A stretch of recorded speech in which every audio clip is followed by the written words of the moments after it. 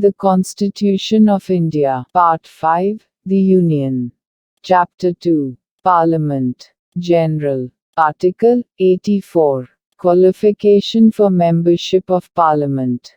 A person shall not be qualified to be chosen to fill a seat in Parliament, unless he is a citizen of India, and makes and subscribes, before some person, authorized in that behalf by the Election Commission, an oath or affirmation according to the form set out for the purpose, in the third schedule.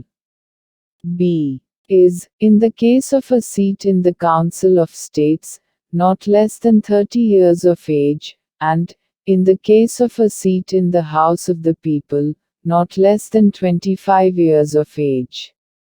And, C. Possesses such other qualifications, as may be prescribed, in that behalf, by or under, any law made by Parliament.